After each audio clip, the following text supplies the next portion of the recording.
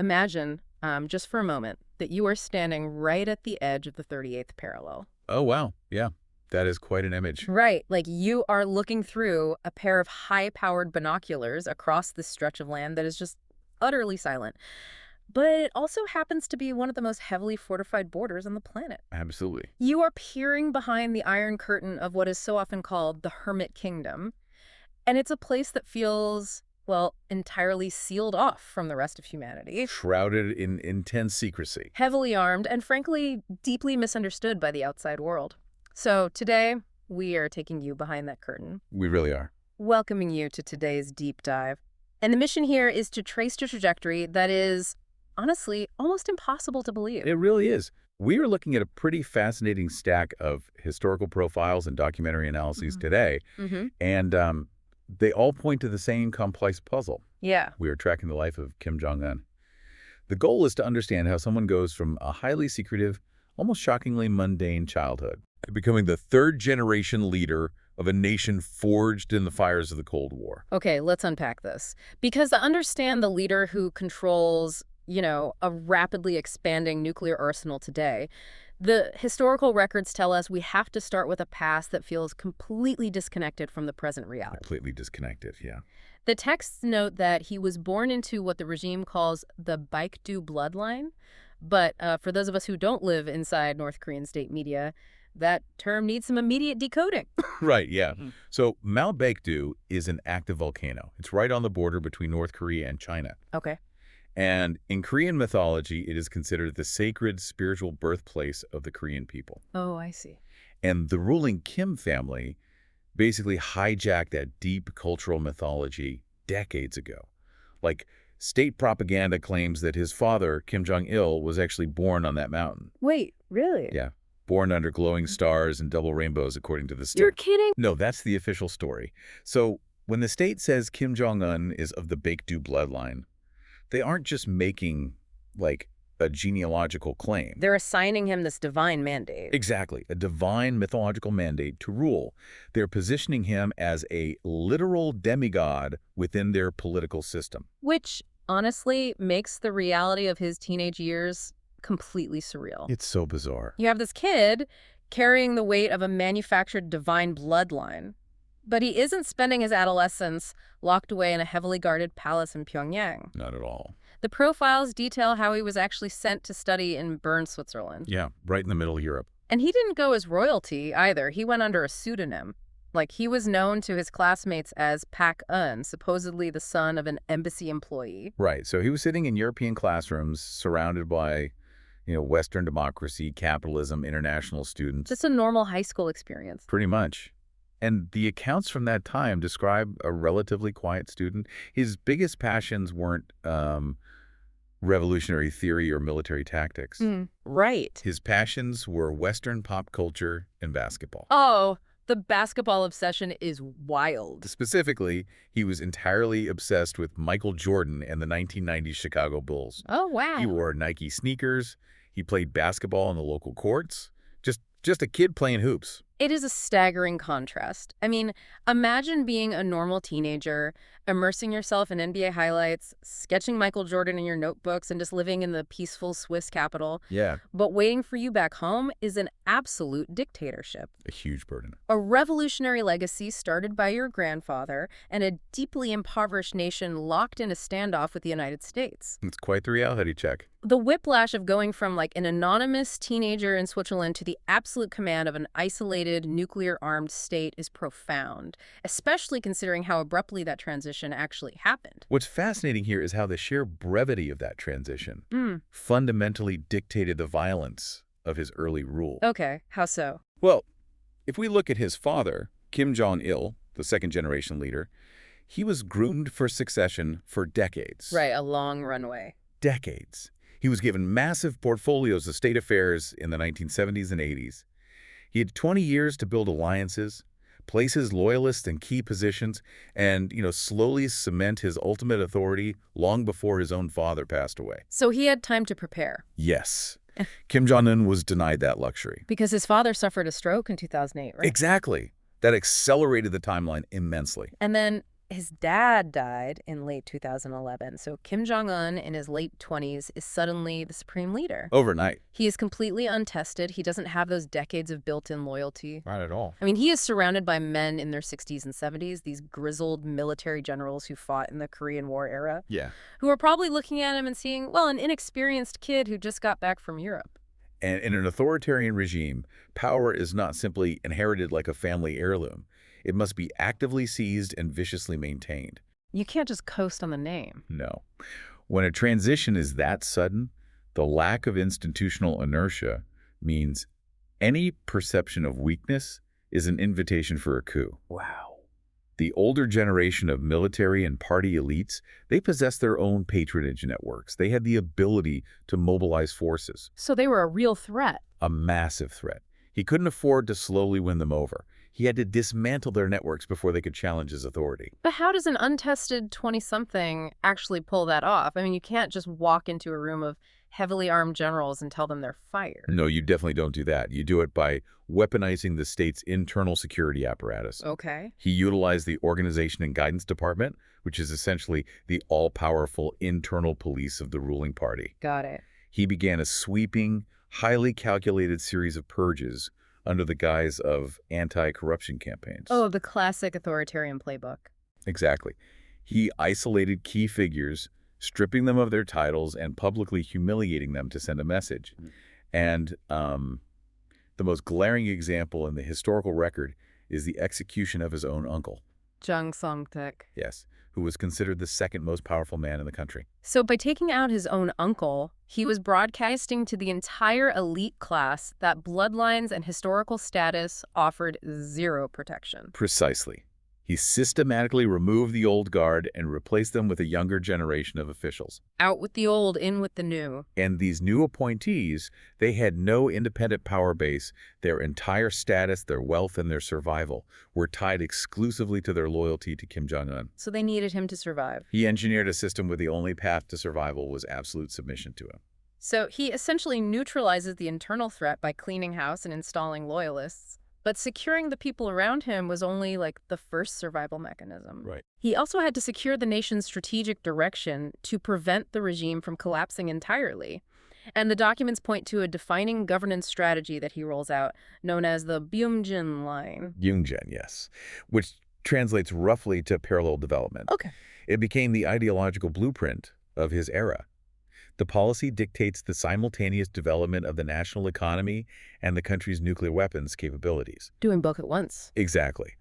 Under this doctrine, we saw North Korea drastically accelerate its ballistic missile testing and nuclear detonations, pushing the program far beyond what his father achieved. And what about the economy side? Simultaneously, he introduced subtle economic shifts.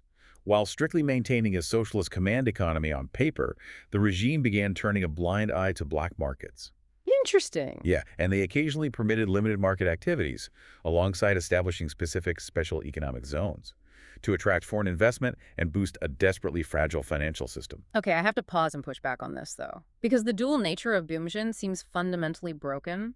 How so? If a leader is truly focused on fixing a fragile, starving economy, isn't pouring billions of dollars into an incredibly expensive nuclear weapons program a massive contradiction? It does seem that way. I mean, you can't eat uranium, and the sanctions triggered by those nuclear tests actively destroy the economy. So is Byung-jin actually a genuine economic plan, or is it just a calculated military survival tactic disguised as domestic policy? The contradiction you are pointing out is the exact tension at the heart of his rule.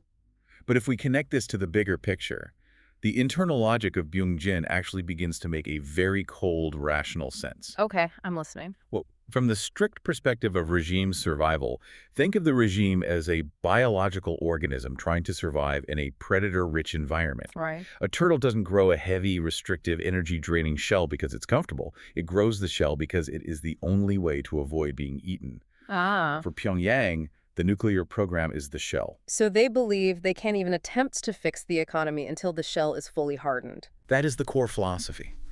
Because in a deeply entrenched, isolated regime, attempting to fix a fragile economy usually requires relying on outside aid right? Yeah, or joining global banking systems. Or opening borders to foreign corporations. And doing that makes an authoritarian state vulnerable.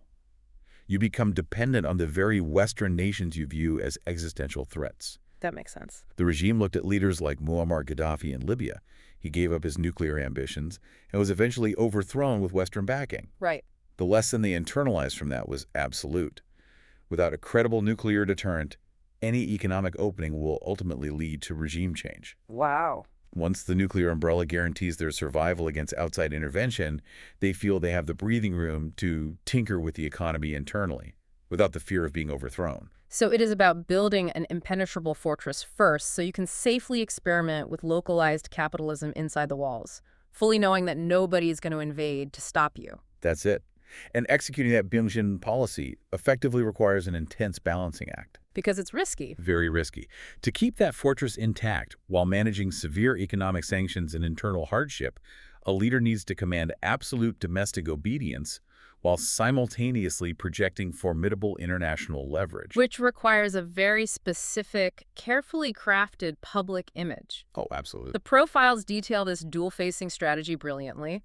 Domestically, the state media apparatus works around the clock to portray him as a man of the people. Yeah, you see those images everywhere. There is constant footage of him giving, on-the-spot guidance, Yeah. visiting tractor factories, touring agricultural farms, inspecting military barracks. Very hands-on. He is relentlessly presented as an omnipotent father figure who is intimately involved in the daily mechanics of the nation.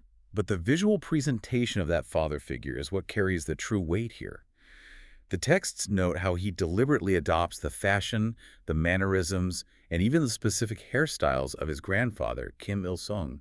Here's where it gets really interesting. Because this isn't just a stylistic choice, he completely skips over his father's aesthetic. Yes, he does. Like, Kim Jong-il was known for the khaki jumpsuits and the oversized sunglasses. Right, the 80s dictator look. Yeah. But Kim Jong-un wears the high-buttoned Mao-style suits, the wide-brimmed straw hats, and the horn-rimmed glasses of his grandfather. He is physically embodying the founder of the nation. It is a calculated psychological bypass. Oh, I like that term. Well, Kim Il-sung is remembered by the North Korean public as the heroic guerrilla fighter who founded the state. He presided over the post-Korean War era, which was a time of relative industrial growth and national pride. A better time. Exactly. Meanwhile, Kim Jong-il, the father, is largely associated with the devastating famine of the 1990s, the arduous march where hundreds of thousands starved. So he wants to distance himself from that. By visually echoing his grandfather, Kim Jong-un is attempting to mentally transport the population back to a perceived golden era. He's leveraging that deep-seated nostalgia to legitimize his own absolute authority. That is wild. His word becomes unquestionable law, reinforcing a cult of personality that demands total submission. It is an elaborate domestic theater designed to command unquestioning loyalty. But that is only half of the equation. Right. Because while he is mirroring the Cold War past at home, he is taking unprecedented modern steps on the world stage. The historical profiles highlight his diplomatic boldness, specifically breaking decades of deep isolation to participate in high-stakes summits. His summits, yes. The sources detail the meetings with U.S. President Donald Trump and South Korean President Moon Jae-in. And I want to be really clear here for our listeners. Yes, important point. We are analyzing this purely objectively, relying entirely on the historical profiles we are reviewing. We are completely removing all the surrounding global politics or our own opinions of those specific administrations. Absolutely. We are not taking any political sides or endorsing the viewpoints of any of the political figures mentioned. Exactly. We are just focusing on the tactical playbook of the North Korean regime as described in the sources. And looking at it from that angle, these summits were massive strategic victories for Kim Jong-un. Looking at it strictly through that strategic lens, they absolutely were. The texts emphasize that these meetings did not result in full denuclearization. Right. The nuclear program, the protective shell of the Byung policy, remained fully intact.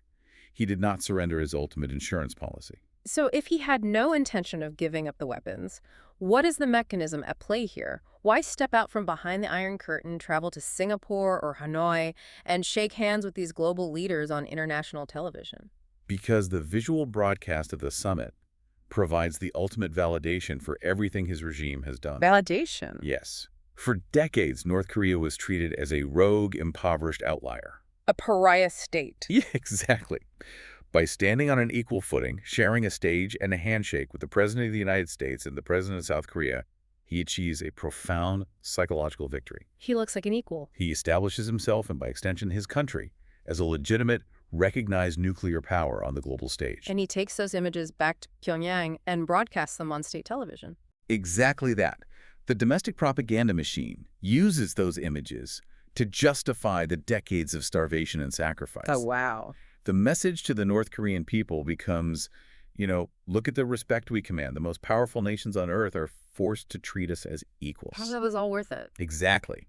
Therefore, all the suffering you endured to build this nuclear arsenal was worth it. It transforms international diplomacy into a tool for domestic control. The juxtaposition is just incredible to consider. On one hand, you have the absolute isolation of the hermit kingdom. You have strict social control, political prison camps, and a population cut off from the global internet. Yes. On the other hand, you have a leader who intimately knows the outside world, who is perfectly willing to step into the global spotlight, leveraging his nuclear arsenal for a seat at the geopolitical table, Right. while simultaneously cosplaying as his Cold War-era grandfather to keep his citizens in line. It is a highly dangerous, incredibly delicate balancing act. And the summary of the profiles captures this tension perfectly. It describes his administration as a complex blend of traditional, ruthless authoritarianism and modern military ambition. That's a good way to put it. He has modernized the physical defenses of the nation, the ballistic missiles, the cyber warfare capabilities, while relying on the oldest tools of dictatorship to control the population. And the texts note that while he has occasionally expressed a desire to improve the living standards of his people, which, ties back to the economic aspirations of the Byung-Jin policy, his primary focus remains entirely unwavering. Entirely. The ultimate conclusion drawn from these documents is that, above all else, his singular goal is the survival of the Kim dynasty. Regime survival. And he fundamentally believes that survival is only guaranteed through a powerful nuclear deterrent and unyielding social control. Which brings us back to the documentary's opening assessment. He inherited a nation forged in the fires of the Cold War, alongside a nuclear destiny. Yeah. He took the secretive, paranoid legacy of his father and the revolutionary mythological status of his grandfather, and he ruthlessly modernized their defenses to ensure his grip on power remains unbroken. So what does this all mean? We've traced this surreal journey today. We started with a quiet teenager in Switzerland wearing Nikes and watching Chicago Bulls games. Such a crazy start. We watched him suddenly thrust into power, ruthlessly purging his own family to secure his throne. Yeah. We broke down the Byung-Jin strategy, the calculated psychological theater of dressing like his grandfather, and the strategic deployment of global summits. What stands out to you about this incredible trajectory? When you look at the dissonance between the teenager in Europe and the supreme leader of today, what do you see? The source materials indirectly challenge us to consider a fascinating paradox. Yeah. And it's a question that will likely define the future of the Korean Peninsula. Okay, what is it? If his primary goal is regime survival, and that survival relies heavily on keeping the population entirely isolated from the outside world, how does a leader who personally experienced that outside world navigate the coming decades? Oh, that's a great question. He knows what life is like in Switzerland. He understands the immense appeal of global pop culture, the internet, and economic freedom. He lived it. Exactly. So as global information networks become more advanced, as satellites and digital media make borders increasingly porous, how long can you successfully keep the reality of the 21st century locked behind the iron curtain of the 38th parallel? That is the lingering tension of this entire story, because as you stand there, peering across that heavily fortified border, you realize you aren't just looking at a static relic of the Cold War. Not at all. You are looking at a modern nuclear-armed state led by a man who knows exactly what the rest of the world looks like. And he has made the calculated decision that the only way for him to survive is to ensure his people never get to see it. Keep that image in your mind.